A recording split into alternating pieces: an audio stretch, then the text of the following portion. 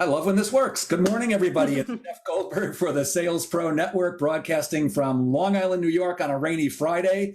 I founded the Sales Pro Network to elevate the profession of sales. It's a place where salespeople can come and share their successes, their challenges. They can get coaching from experts like our guest today and a lot of other sales and other type of experts.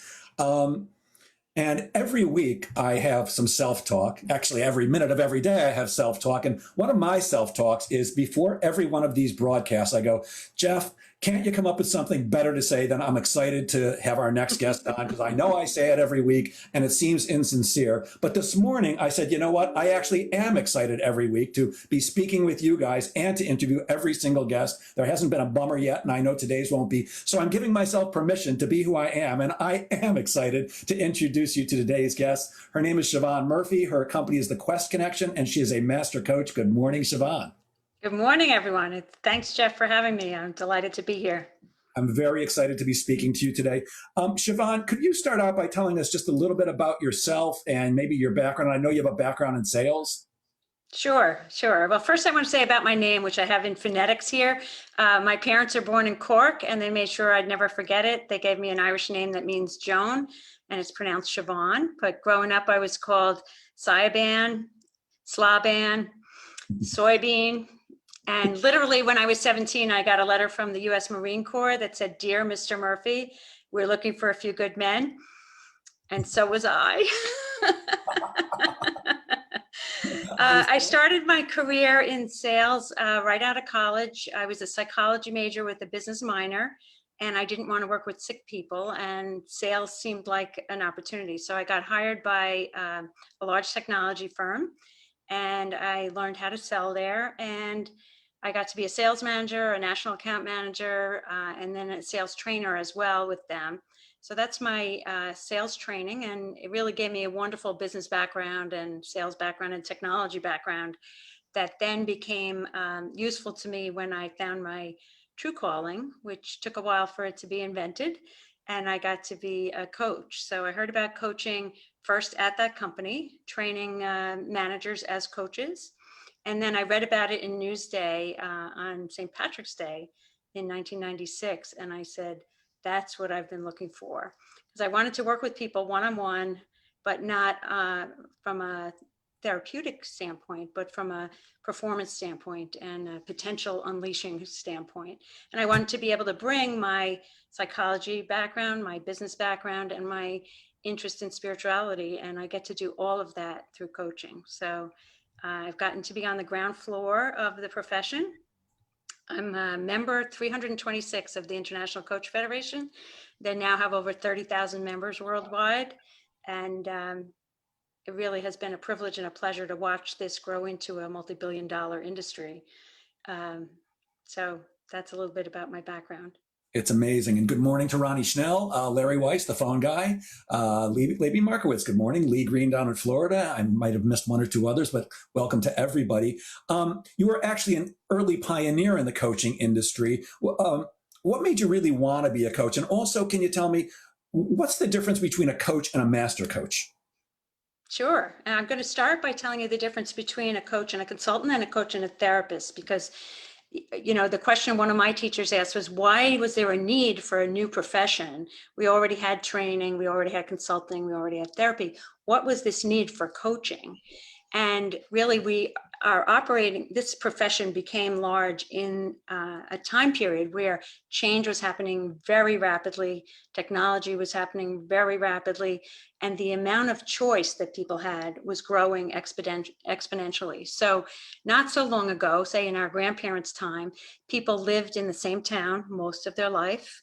They stayed married to the same person most of their life. They went to the same church their parents went to. They might even be in the same profession their father was in. So there wasn't as many choices. And now there's been an explosion of choices. There's more choices of Oreo cookie types than most people had to make decisions about 50 years ago in terms of their life. And Peter Drucker, the famous management consultant, said that when we look back at this time in history, they're not going to say it's the internet or computer chips that was the big change. They're going to say for the first time in human history, human beings had more choice than they ever had before in their lives. and they were completely unprepared for it. So coaching kind of emerged as an intuitive response to that emergence of choice and change.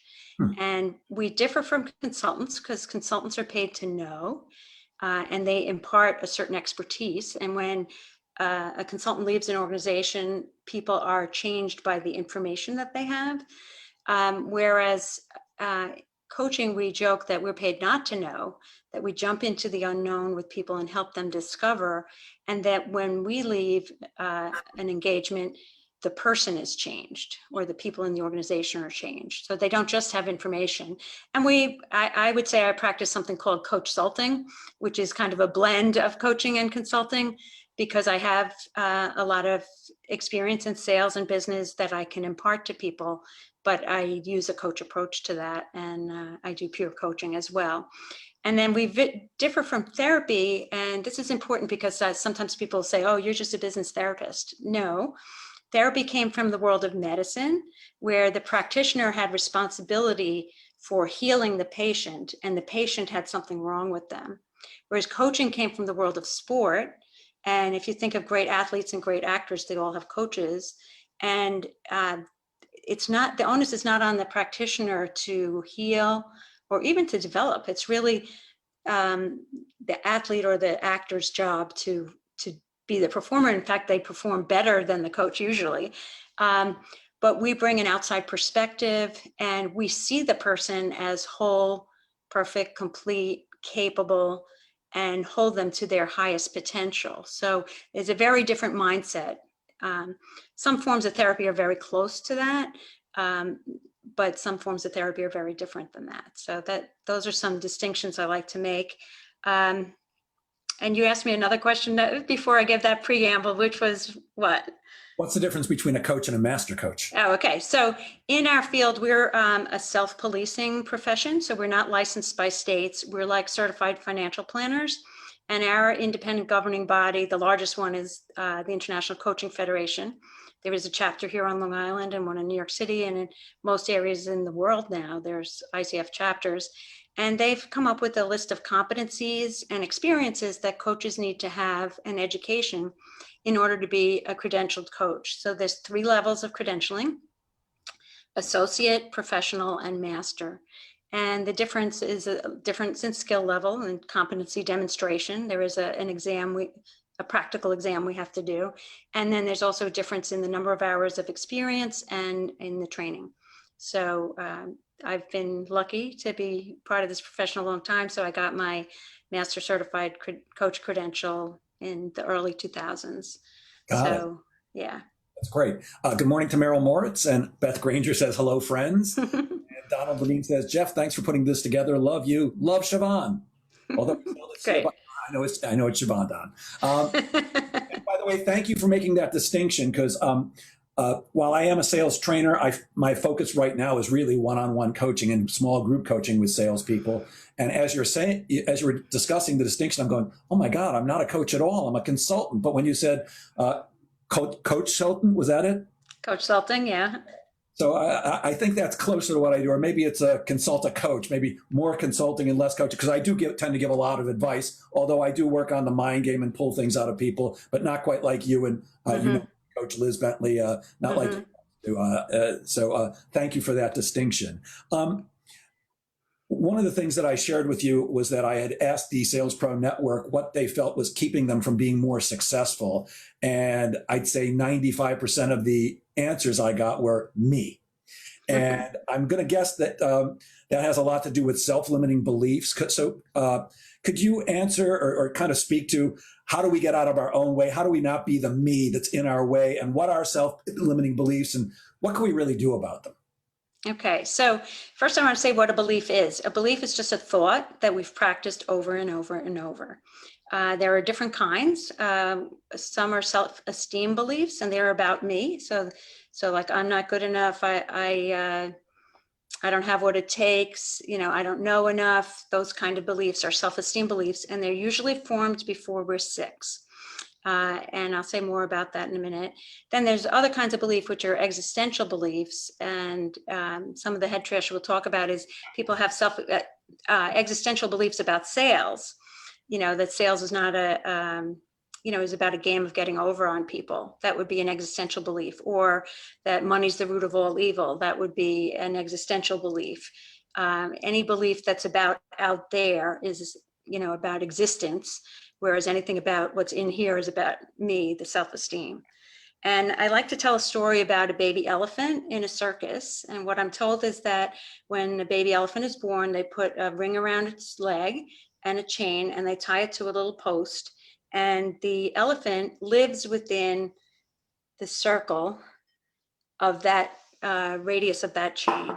Okay, so it lives within that limitation. And as it grows bigger, it stays within that limitation. So even when it gets full grown and could take down the tent, it stays within that circle. So that's a way of being limited. And I use the glass as the analogy because you might be inside here, limited by your beliefs. You can see different choices, but you can't access them through the glass. And so there are processes that we use in coaching that help people break through those limiting beliefs. Sometimes we do it by helping install new beliefs. Those work especially well with the existential beliefs.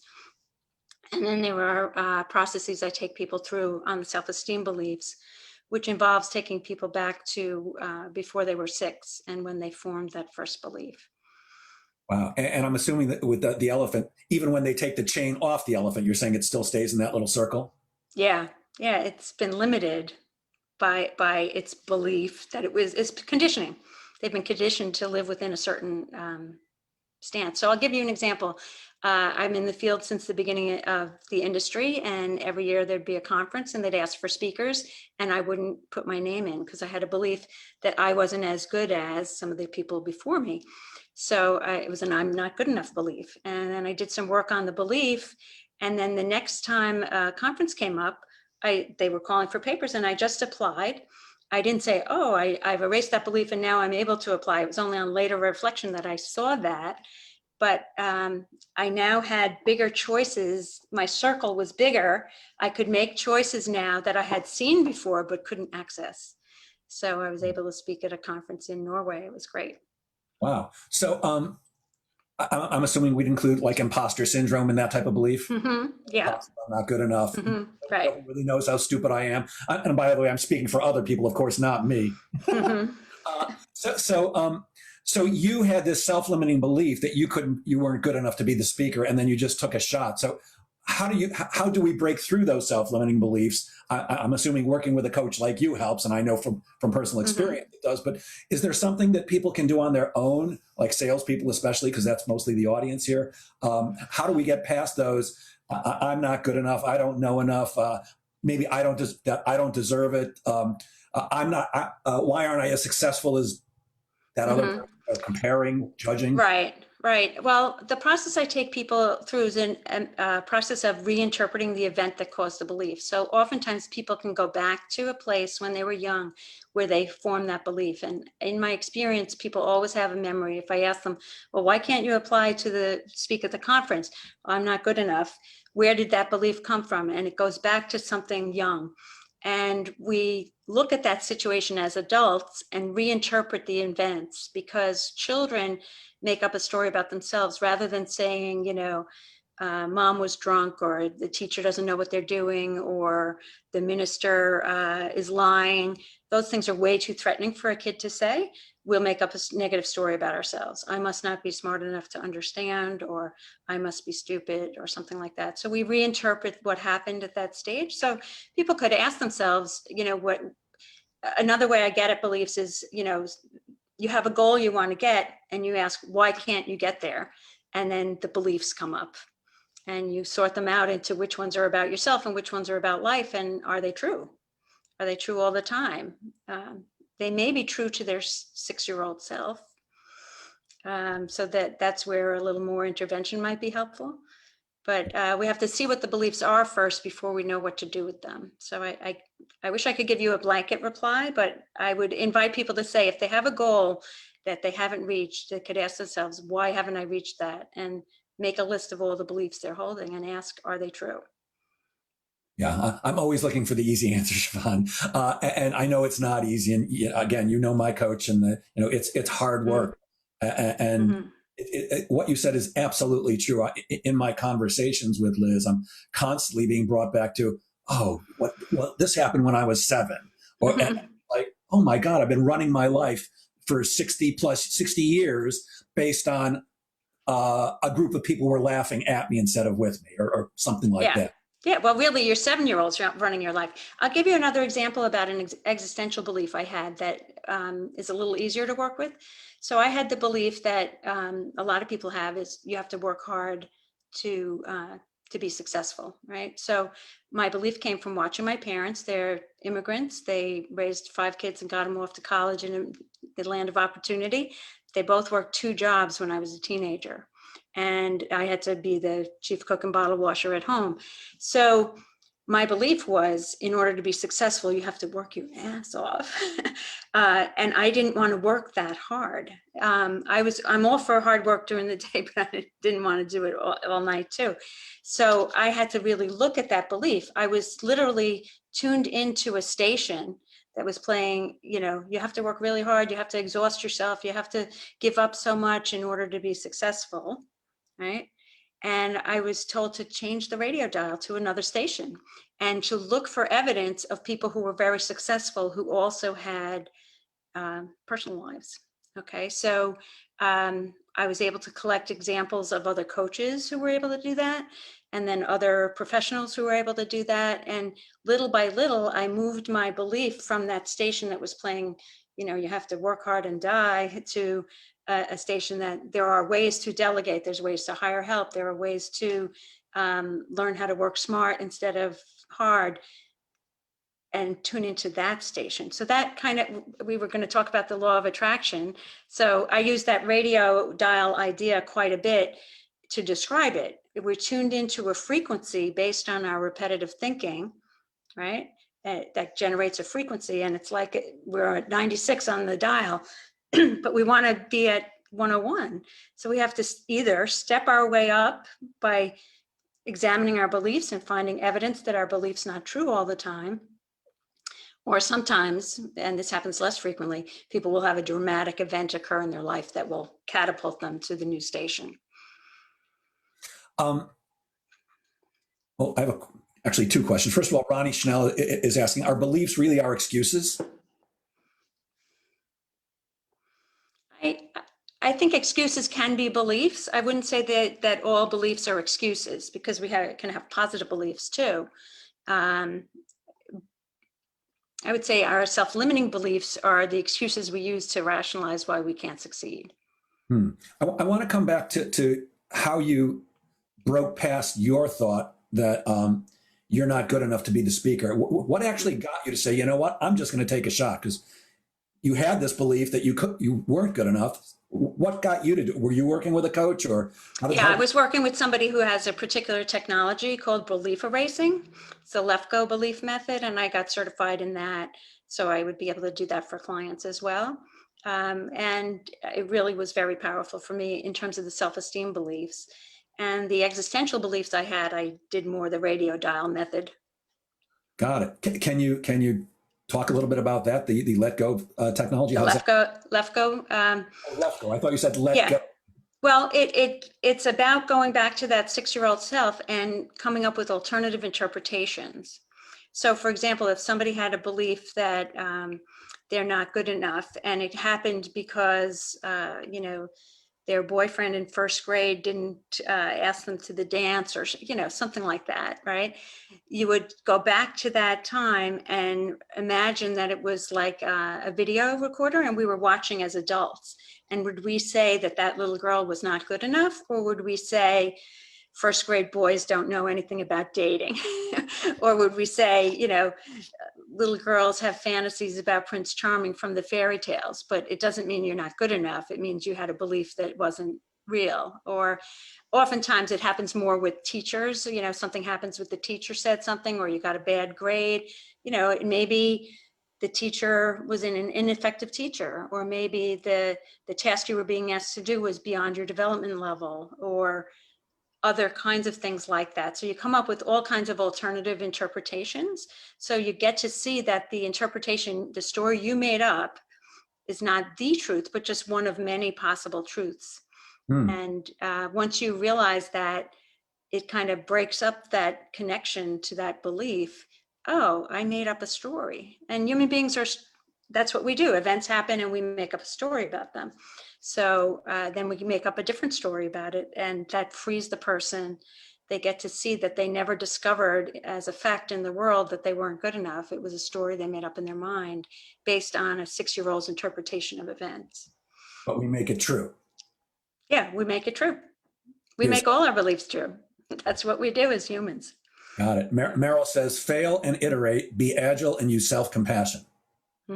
Lovely. I love to see. Meryl's one of my mentors and friends, and someone I've learned so much from. And yeah, self-compassion. There was just an article in Harvard Business Review about self-compassion as a skill set for resilience, and to be really kind to that little self inside of you is a new skill set for leaders. And one of the things I say to myself every morning, I have a whole list of things that I say to myself out loud while I'm walking the dog, is I'm patient with myself and I'm forgiving with myself. Patient with myself and others, and forgiving of myself and others. Not sure that that's always true, but I'm trying my best. It's not easy. It's constant work as far as I'm concerned. Maybe it's not easy as a self-limiting belief too, but I do have a conversation that says it takes work. You mentioned the law of attraction, and I'm not sure that everybody really knows what that is. Could you talk a little bit about what it is and how it works and how people can use it in their lives? Sure. So there are natural laws in the world, right? So law of attraction is one of them, like the law of gravity. You know, if you jump off a building, whether you're the president or, you know, you're Bill Gates or Warren Buffett, if you jump off a roof, no matter how much power or money you have, you're going to fall down. So they operate for everybody indiscriminately. So I'll give you an example.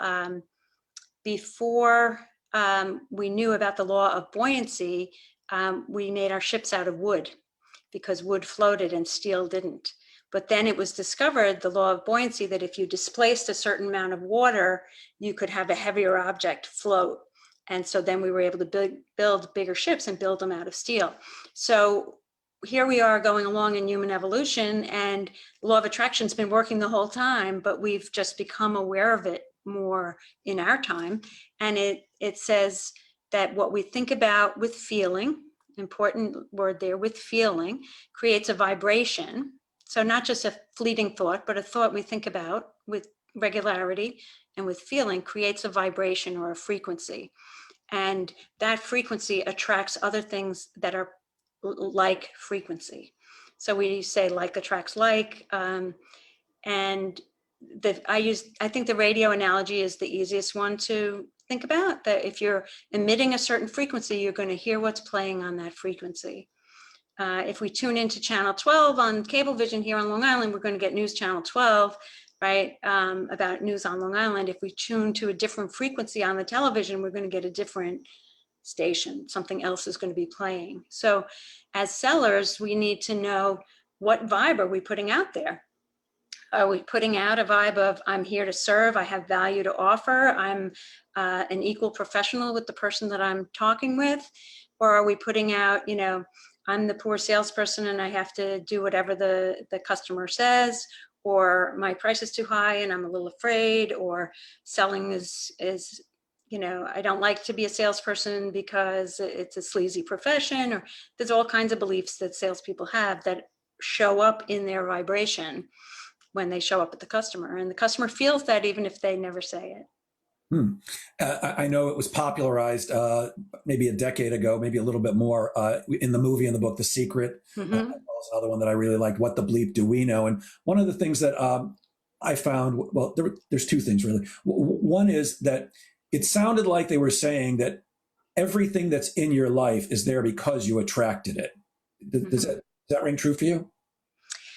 Yeah, well, it's a hard truth, but basically we're 100% responsible for what happens in our life because of the conscious and unconscious beliefs that we hold. So people would say, well, I would never create an illness in my life. You would not consciously do that, but there may be things from your unconscious that have attracted that to you. So it's a law. So there may be other laws that supersede the law of attraction that we don't know about yet, but that's what the law of attraction would say. Yeah, the thing that I struggle with in regards to that, and I've spoken to a lot of people about it, is the people who were in the World Trade Center during 9/11. Mm. Did they attract planes flying in? Did they attract their own deaths? I mean, that just seems unreasonable to me. I believe in the law of attraction, but I'm not Right. sure that I'm buying it 100% if it's everything that happens in your life is because you attracted it. Well, there's mystery, right? We don't know. Maybe those souls' purpose was to create a new financial consciousness. You know, the 9/11 had a lot to do with the financial district and about creating a new financial consciousness on the planet. So, you know, maybe they were signed up for that this lifetime. Maybe there was something to do for them to do on the other side. I'm sure you've heard tons of tales about people who were supposed to go to work that day and didn't go, right? So maybe their path was different.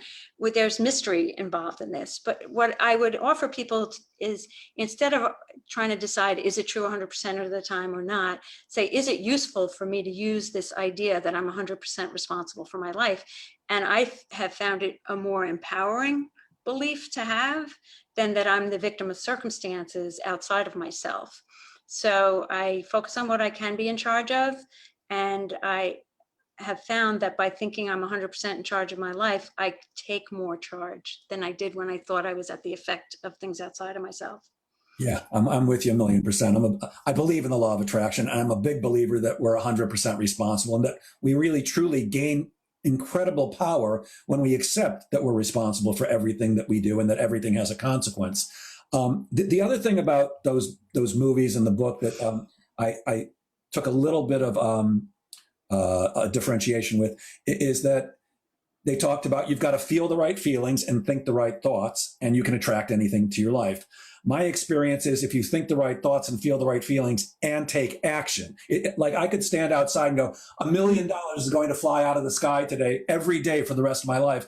It's unlikely that $1 million is going to drop out of the sky, although I guess an airplane could open up a little door and it could happen. But really, isn't action also a part of that? Yeah, and I think that's been a misinterpretation of The Secret. I've studied with Jack Canfield, who wrote the Success Principles and the Chicken Soup for the Soul books, and he's all about action. He teaches the law of attraction, but he always says you have to act. So there's a model of human functioning I like. And I'll say what one of my teachers, Elizabeth Gilday, taught me: all models are wrong, but some are useful. So the law of attraction could be wrong. You know, it might be that it doesn't work 100% of the time on 9/11 or something, but it's useful. So we'll focus on the usefulness of it. So this model says we think a thought that generates a feeling that causes us to act in a certain way that leads to our results. And spelt backwards, that's RAFT. So I call it the RAFT model. Thinking and feeling create the actions we take, which give us the results. Got it. So when I hit lotto, I'll let you know that the law of attraction absolutely works, because part of my mantra every morning is I don't have to work anymore unless I choose to, because I won the lotto and I have at least $45 million. I'll let you know how that goes. Okay. I talk a lot about head trash with my clients, and what other kinds of head trash do sellers experience, and what can they do about that? Well, the first head trash I would work on with any seller is their belief about sales, because even though you and I know it's a profession, that it takes skill, that it's good people in the profession have a lot of integrity, there's still the sort of meme out there that sales is, used car salesman kind of tactics. And you still see people saying things like, go for the jugular, always be closing, try to get over. And those are old fashioned ideas about selling that worked perhaps if you're selling the fuller brush or some kind of small ticket, one-time transaction sale. But most of us are selling more complex items and have longer term relationships with our clients. And those they need a professional approach, those kind of contracts. And so people have to value the profession. And sometimes I tell people, throw the word sales out altogether, call it tiddlywinks, call it something else, so that that whole meme around sales is not part of your identity, you know? So that's one head trash I see a lot, is that old fashioned idea about being a seller.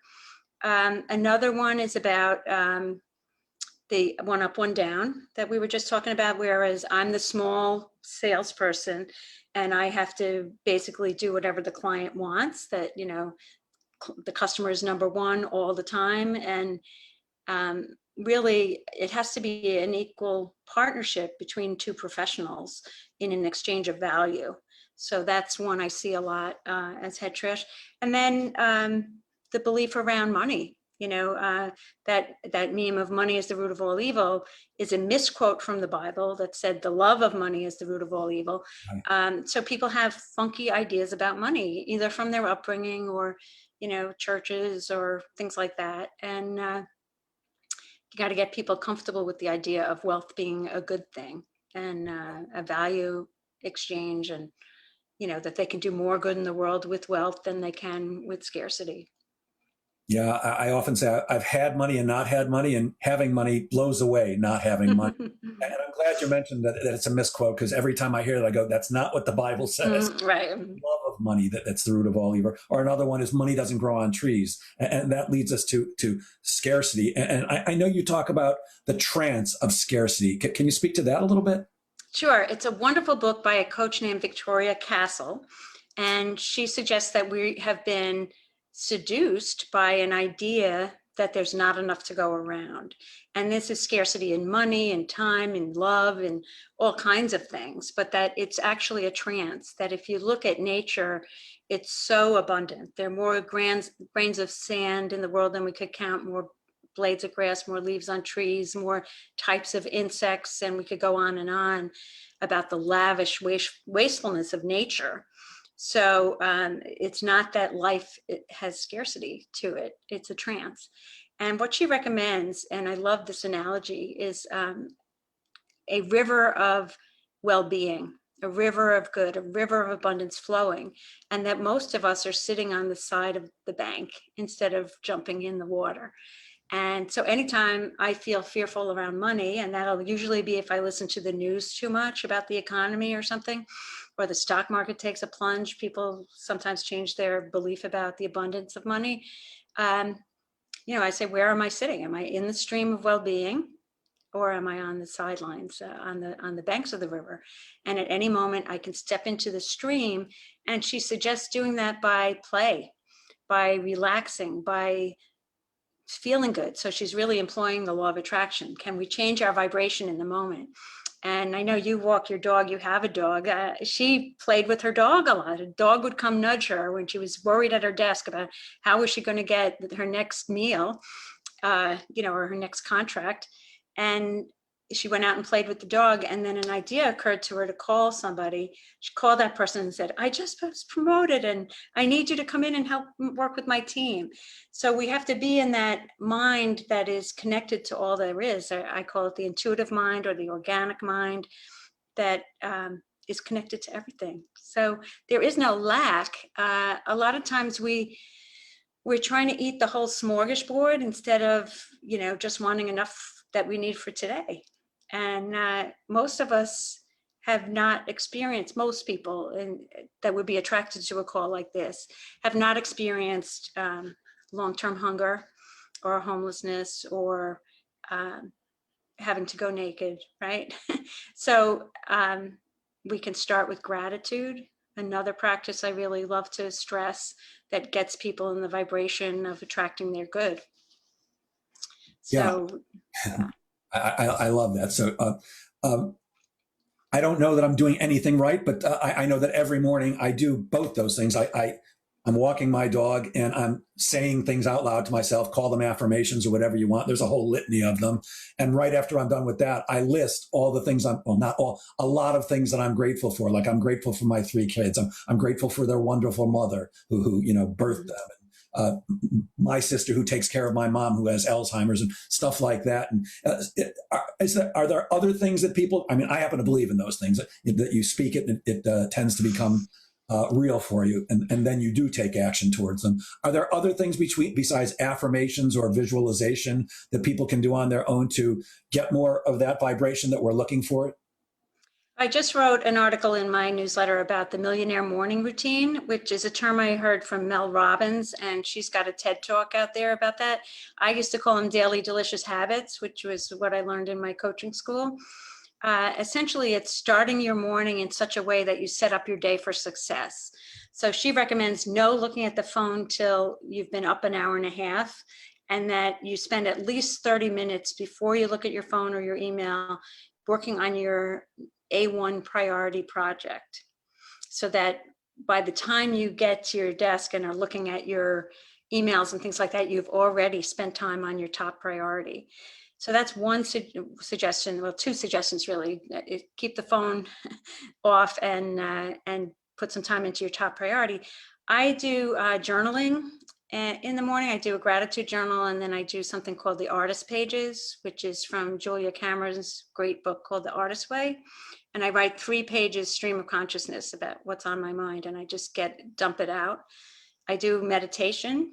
I've been doing that for many years, so it's pretty easy for me, but there are all kinds of apps and things people can listen to, guided meditations people can listen to. Eat well, exercise, those kinds of things set up your day for success. So I think that's within everybody's availability to be able to do some of those things. Yeah, I as part of my morning affirmations, I always start out with, today is going to be a great day. And I believe that there's a difference between just thinking it and saying it out loud. I like to hear myself speaking. And neighbors might think I'm nuts, but I don't care. I actually put a smile on my face physically. And I know I look like a dope when I'm doing it, but I don't care. And I say, today's going to be a great day. Everything's going to go incredibly wonderful for myself and my family today. And then I name each of the members. Everything's going to go incredibly for Avery. Everything's going to go incredibly. For my ex-wife, my mom, my sister, it seems to work for me, and it makes me feel good about the way I set up that my day goes or is going to go. And my day tends to go pretty well most of the time, as opposed to, I think a lot of people do wake up and go, oh, I can't believe I got to get out of bed again today. Right. Our minds are incredibly powerful, and just by speaking it out loud, we have a much better shot of having that. It's not that it's always going to work, right? But we have a much better shot of creating the day that we want it to go, as opposed to just, well, let's see what happens. Right. Well, I think your affirmations work because they seed the subconscious mind with positive ideas that become part of your thought stream and your vibration. So I'm a fan of those. I'm also a fan of questions. Being a coach, our currency is questions. So one of my favorite questions is, or statements, I guess, I can hardly wait to see what good is going to happen today. And then at the end of the day, what's the best thing that happened to me today?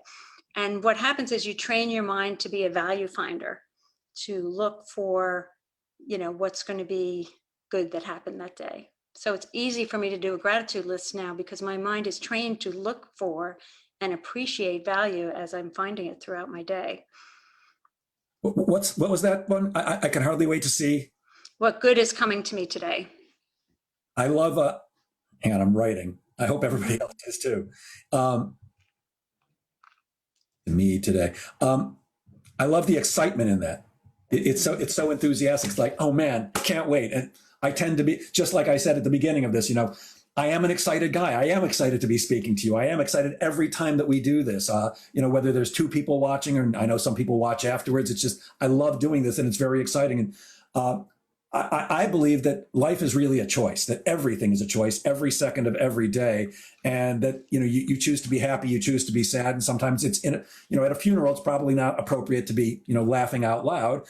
So there are times when it's appropriate to be sad, but I say it's a choice. And my personal belief is I don't want to walk out to get lunch after walking the dog, of course, and walk across the street and get hit by a car. And as I'm laying there and the life is ebbing out of me, go, oh man, I wasted my last half day on earth being pissed off or upset or just not being joyful. And so I believe that we really do have the choice to create that. And I completely understand that not everybody's circumstances are the same. You and I happen to be born, in America, and whether you're happy with what's going on right now in the country or not, it's still a pretty darn good place to be born, as opposed to, some place in Africa where there's not enough food right now. And, you and I, like you said earlier, we don't worry about, for the most part, we're not worried about, am I going to be able to eat lunch today or dinner? I just love the excitement and positivity in that. I want to add something to that story about, there's a story that goes with that, what's the best thing that happened to you today story. And it was about a mom and a teenage daughter, and they weren't getting along so well. And the mom learned about this question from a coach, and they started playing a game every day of asking each other at the end of the day, what's the best thing that happened to you today? And after a couple of weeks of doing this, the daughter ran down in the morning and said, Mom, I already know what the best thing that happened to me today is. And I was like, how do you know that? She goes, I woke up wondering what's the best thing that's going to happen to me today. So it really changes the mindset. And it's a question I ask my niece and nephew all the time, what's the best thing you learned today in school, or what's the best thing that happened to you this week? That's awesome. I wanted to come back to something that I remembered earlier. You were talking about the things that we say to ourselves, our beliefs about selling. I have to rip people off, or whatever the thinking is, or got to go for the throat. I had an example of that one time, and it's dangerous, because sometimes the things you think come out, even if you don't expect them to. I had a partner for 3 years, and at one point I had sent him an email just before I was going in to give a talk to a large group in the evening saying, hey, I met with that prospect today, went really well, pretty sure this is going to happen. And while I was giving the talk, he responded to me. And as soon as I got out, I checked my email, and I saw he had responded, and he said, go get their money, Jeff. But what he did was, for some reason, he included the prospect. Oh, no. And by the time, 3 seconds later, I had a response from the prospect saying, you're not going to get any money from us, Jeff. And I actually called him and said, hey, look, he didn't really mean that. But, his mindset, just thinking those things, actually came out in words and didn't close a deal that was really just about to close. And nothing I could say to the prospect to change their mind. You won't have to deal with him. He was really just being, excited, because, our thoughts do tend to cause how we act. There's something else that you've said, and I'm not quite sure what you mean by this one. Why is writing a selling tool? Well, I'm a really big fan of journaling. So I think that people can write the script for how they want to experience things. So I mentioned 2 kinds of journaling that I do. One is gratitude lists, and one is 3 pages stream of consciousness, just to dump the trash out. Another kind of writing that's really effective is pre-paving a situation that you want to have happen in the future. So if it was a sales account situation, you write it in the first person, present tense, as if the situation had happened. So it might go something like this. I'm so excited about how well the sales call went today with XYZ company. Mr. Buyer and Ms. Purchasing Agent and I got along famously. I was really able to show up as an equal professional. It's wonderful that they saw the benefits of our product or service, etc. So it's a way of pre-paving and getting you in the vibration of how you want to be in that meeting. So that's a tool that people can use.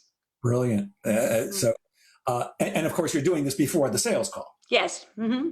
Great. So I never thought of writing it down, but something I do personally, and that I've trained lots and lots of people to do, is coaching clients and in training programs.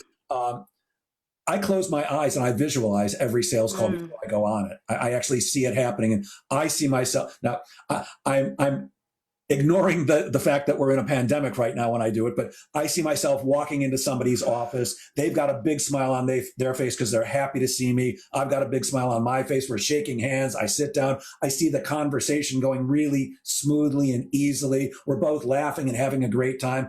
And then, I kid you not, I visualize then opening up a drawer in their desk, taking out stacks of $100 bills and gently pushing them towards me at the end, and both of us shaking hands again. Does that work every single time? Nope. But I tend to close more business than the typical salesperson. And I think it's only partly skills based. I do believe that that visualization and that what I believe you're calling the vibration helps to create what I'm looking for. Am I on target here? Oh, I think so. I wish I visualized more. I think, when I'm assessing what's in the way of somebody being a successful seller or successful in their business, there's skill set and mindset. So you're talking about a skill of improving your mindset, right? Then there's, do you know how to do you know how to write a proposal? Do you know how to, manage resistance? Do you know how to get a commitment? Those kinds of things are skills. If those are missing, we have to work on that too. And I'm sure you do a lot of that in your training programs. I do both, absolutely. Mm-hmm. I always go to people's websites before I interview them because I want to make sure that I have great questions for them. There was something I noticed on yours that I say to people all the time. I often tell my coaching clients, as well as training people, that you've got to fish where the fish are biting. And I know there was something on your website that was incredibly similar about fish biting. Can you talk a little bit about that? Fish where the fish are. It, I know I wrote a blog post about it a while ago. Well, I'll give you a thought on it, and maybe that'll help. I often give people the example of the movie A Perfect Storm. Have you seen that one? A long time ago, yes. So it's, George Clooney, as a sea ship captain, with a scruffy beard, he still looks better than, any 20 other men in the world. And they go out and they're fishing and they're just not catching fish to save their lives. They can't, everything's going wrong. A guy falls overboard and, almost drowns, and they can't catch fish, and terrible things are happening. And Clooney, as the captain, goes, "Oh, I've got an idea. Let's go someplace else and fish." So they go someplace else. Now everything's going right. The fish it's almost like they're jumping out of the water, and they can't not catch fish. And it's all because they went where the fish are biting. Now, I gave that example about 6 months ago, and somebody raised their hand at the back of the room. I said, yes. He goes, don't they all die at the end of the movie? I'm like, yes, it's not a perfect analogy, but you really need to be where your prospects are. It's the same thing on LinkedIn. We've had more than one LinkedIn expert, including our friend Beth Granger.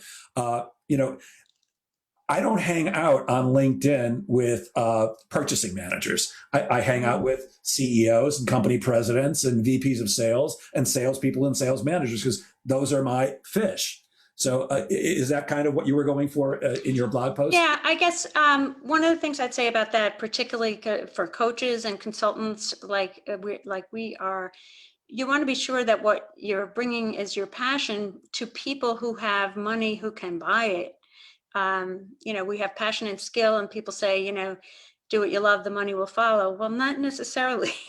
You have to do what you love in an area that provides value to people who are willing to buy that value. So that would be fishing where the fish are. You're also talking about, what level of person do you want to make decisions with? And in my field, people say, you should work with HR managers, and HR managers do often hire coaches. And I find it a shorter path to do the business leader or the business owner as the person to talk to first. Is there anything else you can share about how salespeople can get past that bad money concept that they have? Because I know you help people with that, and I think a lot of people have that those thoughts. I'm not good enough. I'm not successful enough. I don't deserve it. And are there any pieces of advice you can give them to get past that? And there's one other one while I'm thinking about that. And you mentioned it earlier. Salespeople often get incredibly tentative when it comes time to say, "Here's how much this is going to cost you." How do we get them past that? Yeah, one of my teachers says, money should be talked about like salt and pepper, like how much salt do we have? How much pepper do we need? Like it should be that charge neutral. And money becomes charged with emotion because we have attached our worth to it. So the first thing is to disidentify from the amount of money. And I teach people a process called disidentification. You can Google it. Roberto Assagioli was the person who invented it. And he had people recognize that they were separate from all the contents of their experience. You're not your title, you're not your bank account, you're not your stock portfolio, you're not your company, you're not your relationship, you're not your body, your mind, your thoughts. There's a you behind all of those. And the more you can identify with that you, that center of consciousness, that center of spirit and will, the more power you have over everything in your experience. So the first thing is to unhook you and money from being the same. Some people identify with their golf score, and instead of a game that's played with a little ball and a stick, it becomes their self-worth and their identity. Well, people do that with money too. So you got to get money as neutral as salt and pepper, and separate from who you are. Tim Galway, who wrote The Inner Game of Skiing and Golf, and he wrote one about work, talks about self one and self two. And self one is that critical voice that we all have, human beings all have, that critical voice that's trying to protect us and telling us about danger constantly. And don't try this because you're not good enough, and don't go there because you might get hurt. And then self two, which is that part that I was just talking about, the center of consciousness, that knows plenty, that can relax into being present and letting their skills come forth. So that would be the first thing, to identify with the part of you that's more neutral about money. And then to recognize that buyers and sellers are exchanging value. When I was in sales for a technology company, my sales manager told me about a Saturday he spent looking for mattresses. And it was a chore for him. He just needed to go out and get a new mattress for his bed. And he said there was a dearth of salesmanship out there because nobody sold him a bed. They all told him about a bed, but nobody sold him a bed. And that selling is a service to people. When you're a needs-based seller and you help people meet a need, you're doing this glorious service for them instead of getting over on them or going for their jugular or that kind of thing. So getting your head on straight about the service that you're offering. And if you're new to sales, interview people in your company about their successes, and what did we do for this client, and what was the benefit for that client, and how do we support this person. When I look through my coaching situations, it's an imperative. I think you were on a maybe LinkedIn Live with Beth on with Rob Fishman and you, and I think Rob said we have a moral duty to sell things to people who need them.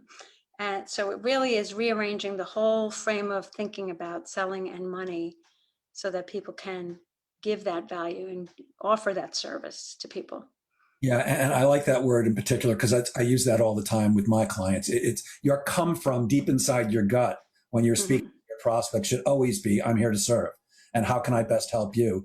And you should be able to recognize when you can't and be willing to walk away or recommend somebody else. Because when you come from, I need to pay the mortgage, you're going to send out, we're going to come back to that word, one vibration. But when you're coming from, I'm really here to do my best possible work for you in whatever way that ends up being. And people sense that. I always say that prospects smell need and greed like dogs smell fear.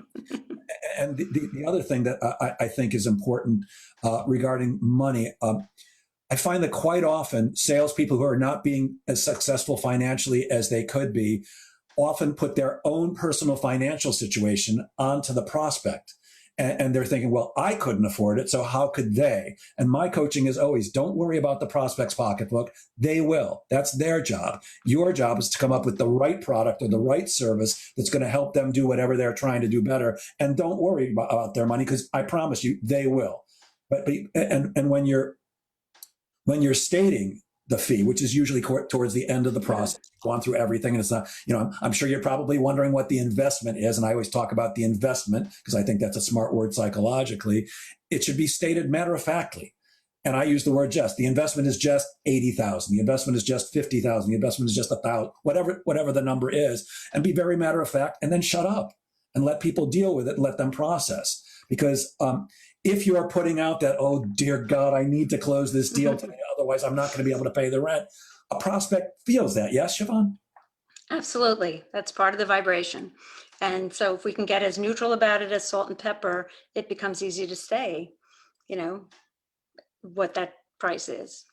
Yeah. And if you're not selling a product or service that you truly believe in, you should go do something else. And I don't mean go do something other than sales. Find something that you can believe in, because the same thing is true about that is about price. If you really feel, this is not really such a great product or such a great service, you need to go get a different job and sell something else. Because when you're selling something that you truly think is terrific, it shows. I sold Encyclopedia Britannica for 8 years. And out of 2,500 salespeople in the country, I was consistently in the top 10. And it was not because I was such a great salesperson at the time. This was a million years ago. And even though their training program was outstanding, and the truth is, all I did was exactly what they told me to do. But I think what made me so successful is I truly believed that it was an outstanding product, and that if people invested in those books for their children were going to do better in school. So it's that belief that you're doing the right thing for people that really comes across. Is there anything else, or once again, quickly running out of time, anything else you would suggest for salespeople in terms of mindset that salespeople should adopt? Well, I think number one, if you don't like the term sales, make up something else. And I think serving is one that works pretty well for people. So you're a service professional is fine with me if you want to say that. And to move off of yourself and onto the client. So instead of how am I doing? I'm not good enough, blah, blah, blah, which is all self-talk or all about self, you put your attention on the other person. Are they understanding what I'm saying? How can I say it more clearly? What else do they need? And you make that shift to the other. And since Meryl's on the call, I'll give her a shout out. She, when I first started training front of the room, she said I had a choice. I could show up as the dwarf, which was like small and little and all about me and how I'm doing and am I performing, or I could show up as bright eyes and be engaged with the audience and really be there to serve their needs. And I literally had a choice when I got to the front of the room, who am I going to be today? And even if I felt like dwarf, I would put on bright eyes and show up that way for them. So those are some things I would offer. Well, I'm liking Meryl already because she said, I was told by my first coach, love the one you're with, lavish attention on the few customers you have, and they will market and sell your service. And I know my coach feels the same way. We've had more than one discussion about referrals. And one of the things I teach salespeople is how to ask for referrals. My coach, again, who you know, Liz, says, I would never ask for referrals. She actually finds it rude. And her philosophy, and it clearly is working well for her, is that if you're incredibly good at what you do, you never have to ask for referrals because people are going to recommend you. And I know Liz has never asked me for a referral, and I've referred her a ton of times because I'm so in love with what she's done for me. So Meryl, I'm becoming a big fan very quickly. We actually have run out of time. I'm going to share my screen briefly. Siobhan, if people want to get in touch with you, could you please tell them what you do for individual salespeople and how they can reach out to you? Sure. Well, it's my joy and pleasure to develop sales leadership or leadership in general.